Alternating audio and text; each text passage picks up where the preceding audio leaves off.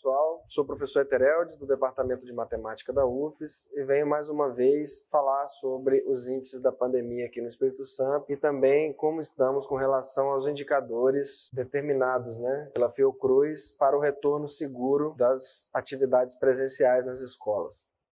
Eu vou fazer dessa vez um vídeo mais explicativo, falar sobre taxa de contágio, o que ela significa, falar um pouco sobre os indicadores, também fazer algumas ponderações que eu considero importantes para o debate na sociedade capixaba.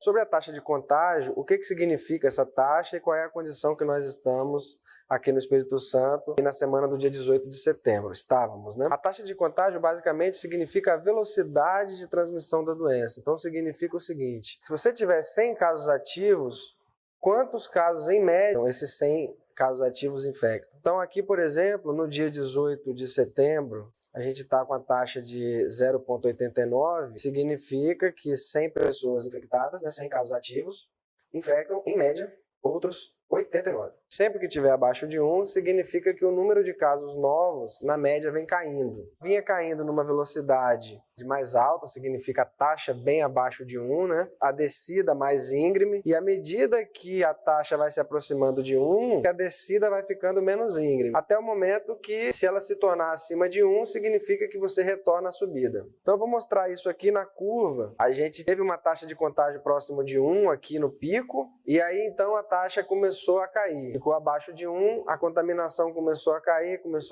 Aqui, a gente vê nitidamente se formando um platô. Esse platô que vem se formando aqui é porque a taxa de contágio ali está se aproximando de 1. Vinha numa inclinação de descida e fica menos íngreme. Aqui a taxa se aproximando de 1. Se a taxa ficar acima de 1, significa que essa curva de casos diários ela vai tender a subir novamente.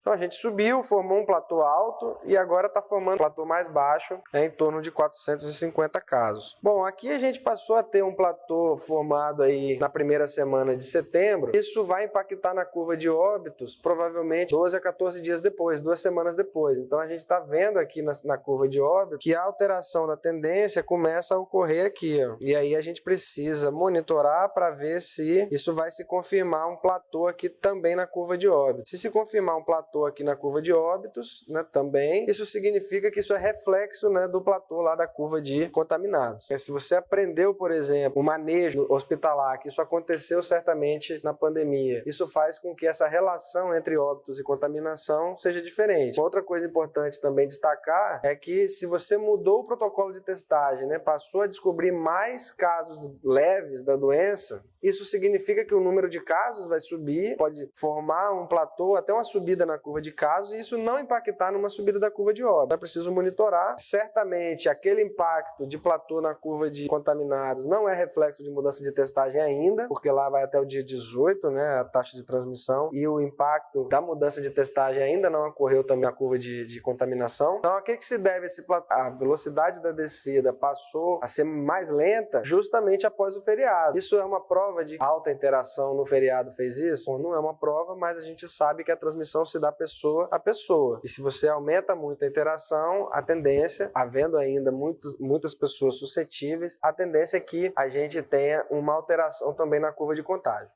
Para a Grande Vitória, a gente já teve um aumento um pouco mais expressivo, já passamos de 1, estamos com 1,05. E lembrando que a gente chegou a essa taxa de contágio na Grande Vitória a 0,37. A gente já vem aumentando o contágio há algumas semanas, a taxa de contágio, diminuindo a velocidade de descida. Agora, pela primeira vez, depois que nós ficamos abaixo de 1, estamos acima de 1 na taxa de contágio. Preciso monitorar, porque a taxa de contágio acima de 1, por menor que seja, mas se permanecer por algumas semanas assim, isso vai representar uma nova subida. Bom, sobre os indicadores da Fiocruz, bom, primeiro, esses indicadores epidemiológicos, são indicadores epidemiológicos para a reabertura. Então, não são os indicadores sanitários, quais são as medidas e protocolos que as escolas devem tomar. Esse documento da Fiocruz também traz esses protocolos e essas medidas. Distanciamento, álcool em gel, cuidado no transporte escolar, todos esses cuidados. Mas antes, tem que ter condições epidemiológicas de abertura. É preciso distinguir as duas coisas. E eu vou explicar mais ou menos qual é a lógica dessas condições condições? Bom, a lógica dessas condições é você,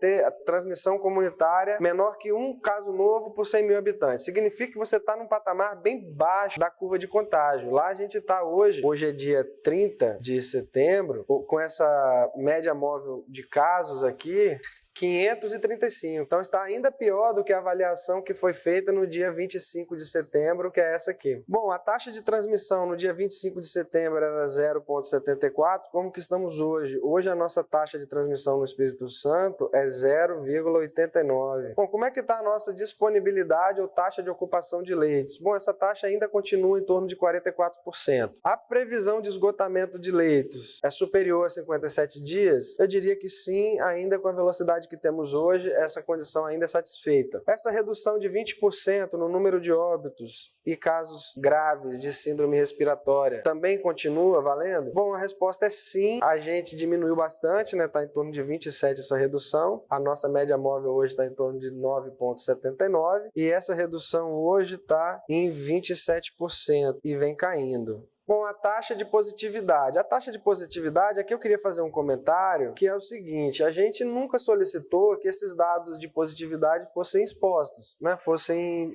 divulgados. É possível dizer que essa taxa de positividade ela é superior a 5%? Sim, é possível dizer isso, porque hoje, na melhor das hipóteses, a gente tem 2.500 testes diários disponíveis. E aqui eu digo testes RT-PCR, né, testes LACEN. Bom, se a gente está diagnosticando em torno de 535, mesmo que a gente fizesse todos os testes disponíveis, a gente não teria 5% de positividade. E a capacidade de testar, isolar e monitorar os casos, bom, eu considero que a gente também não tem essa condição hoje. Se a gente usou os 2.500 testes para detectar esses 535, não tem folga nenhuma para testar os contactantes. Mas vamos supor que a gente, na verdade, está testando 1.000 pessoas e encontrando aqueles 535. Então, se a gente faz isso, a gente tem espaço para 1.500 contactantes, 3 a cada um positivo. Mas aí a taxa de positividade passaria de 20% para 50%. Então, o que eu quero dizer com isso é que esses critérios epidemiológicos, eles são meio que complementares. Aqui ele diz assim, olha, você tem que estar num patamar bem baixo e num viés de descida, RT abaixo de 1, um viés de descida ideal, né? Descida aguda. Ele diz também que você tem que ter capacidade, uma ocupação de leitos bem baixa, porque no caso de surto, né, de necessidade, você vai ter leitos disponíveis para as pessoas que precisarem. Uma outra coisa importante dizer é que essa previsão de esgotamento de leitos de 57 dias, para que é isso? É para que você, em caso de surto, porque como a gente não tem vacina, não é improvável que tenhamos um surto com a abertura da escola. É provável que isso ocorra. Então, havendo surto, tem tempo suficiente para se tomar as medidas necessárias para que não haja um surto descontrolado, um esgotamento de leitos. Então, você tem um tempo,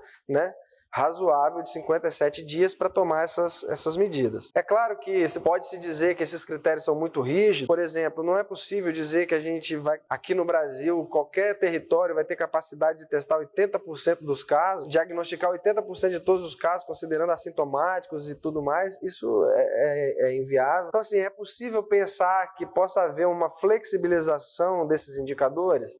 Eu acredito que sim. Eu não acho que eles devem ser rígidos também, devem ser adaptados à nossa realidade. Mas também não acho que é razoável que, se atendendo apenas 2 desses indicadores, e de maneira até meio, um deles até meio subjetivo, que é esse 4º indicador, porque ele é dependente, né, do segundo, e o segundo a gente não atende, é importante que a gente também não considere essa flexibilização grande, né? Veja que são 2 coisas diferentes. Indicadores epidemiológicos que permitem a abertura e os indicadores sanitários que vão permitir que essa abertura se dê de forma responsável. Então tem a segurança sanitária para que essa taxa de transmissão não aumente de forma abrupta, né? Você não pode abrir de qualquer jeito as escolas, tem que manter as medidas sanitárias, mas para a abertura as condições epidemiológicas têm que estar postas. Outra coisa que eu queria comentar, que considero muito importante, é com relação ao argumento de que a classe trabalhadora precisa mandar os seus filhos para a escola porque estão ficando ficando com vizinhos e estão ficando com avós. De fato, isso está ocorrendo desde junho, né? Os filhos da classe trabalhadora estão ficando, sim, geralmente com algum parente, algum vizinho, isso é verdade, mas a gente tem condição de atender em tempo integral todo o período que esses pais vão estar trabalhando, que o filho esteja na escola? Se a gente puder garantir isso a todos, a gente está dizendo que realmente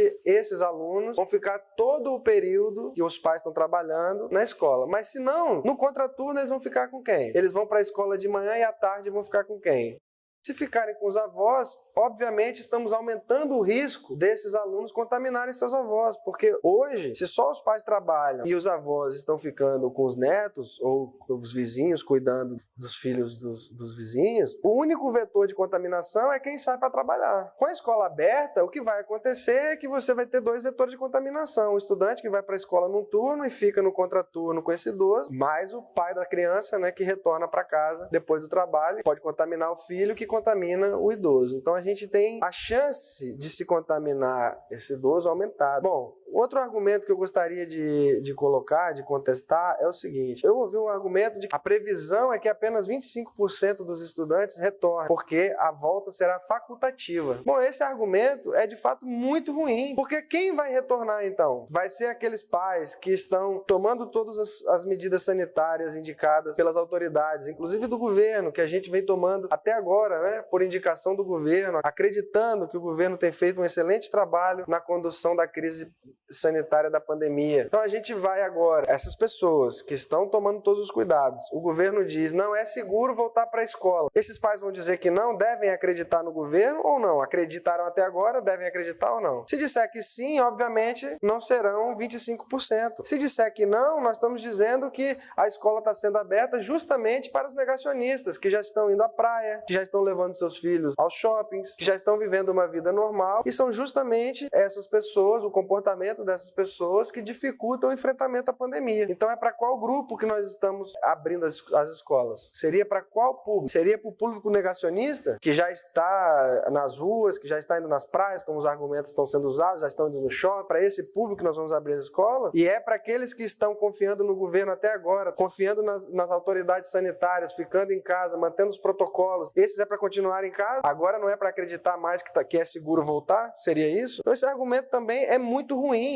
Realmente, esse para mim é o pior argumento. E o argumento de que os filhos estão ficando com os avós, se esse estudante voltar para a escola no turno e no contraturno ficar com os avós, vai aumentar o risco desse avô contrair desse idoso contrair a doença, obviamente. Então, assim, diante de todos esses fatos, né, eu me estendi um pouco, mas eu acho que foi importante esse debate, esses esclarecimentos, e eu queria dizer como é que está a situação do Estado hoje, né, com relação aos indicadores da Fiocruz, e deixar essas reflexões aí para as autoridades em geral, né, para a sociedade como um todo, para a gente refletir como sociedade, porque essa é uma decisão importante que afeta todas as famílias capixabas.